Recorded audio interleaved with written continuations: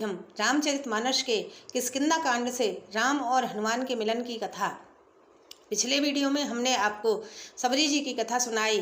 शंकर जी कहते हैं, हे पार्वती, श्री राम लक्ष्मण ने पंपा सरोवर में स्नान किया, ऋषि मुनियों के दर्शन कर आगे चले। ऋषमुख पर्वत निकट आ गया। ऋषमुख पर्वत पर मंत्रियों सहित सुग्रीव रहते थे। श्री राम और लक्ष्मण को आते हुए देखकर सुग्रीव भयभीत होकर बोले, हे हनुमान, सुनो, दोनों पुरुष बल और रूप के निधान हैं। तुम ब्रह्मचारी का रूप धारण करके जाकर देखो। अपने हृदय में उनकी बात जानकर मुझे सारे से समझा कर कह देना। यदि वे मन के मलिन बलि के भेजे हों तो मैं तुरंत इस पर्वत को छोड़कर भाग जाऊं।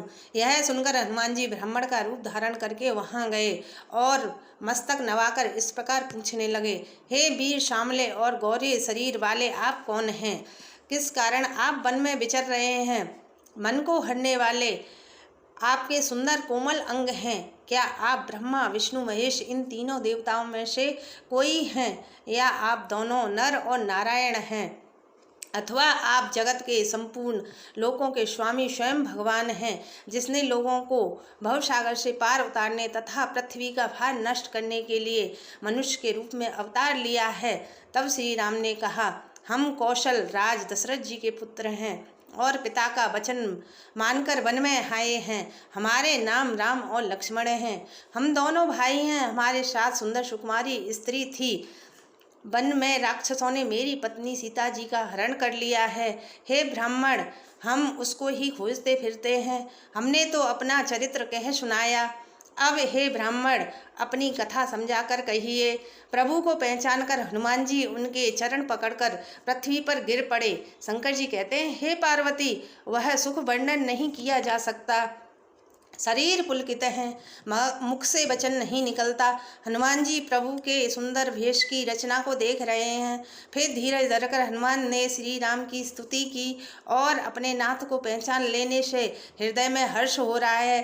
फिर हनुमान जी ने कहा, हे स्वामी, वर्षों बाद आपको देखा, वह भी तपस्वी के भेष में, और मेरी बुद्धि बानरी है, इसमें मैं आपको पहचान न सका और अपनी परिस्थिति के अनुसार आपसे पूछा, परंतु आप मनुष्य की तरह कैसे पूछ रहे हैं? हे स्वामी, मैं तो माया के बस भूला फिरता हूँ। इसी से मैंने अपने स्वामी को नहीं पहचाना। एक तो मैं यों ही मंद हूँ, दूसरा मोह के वश में हूँ, तीसरा हृदय का कुटिल और अज्ञान हूँ। फिर हे दीनबंधु भगवान, आपने भी मुझे भुला दिया।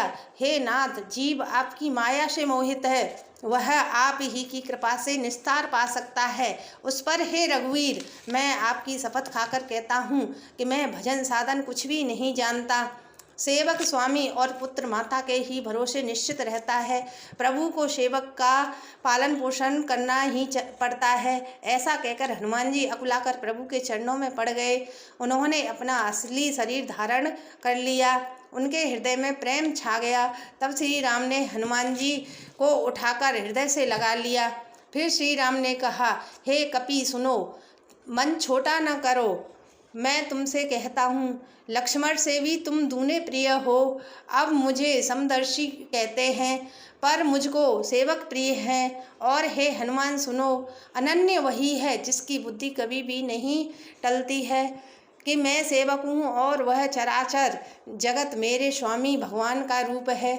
श्री राम को प्रसन्न देखकर पवन सुत हनुमान जी के हृदय में हर्ष छा गया।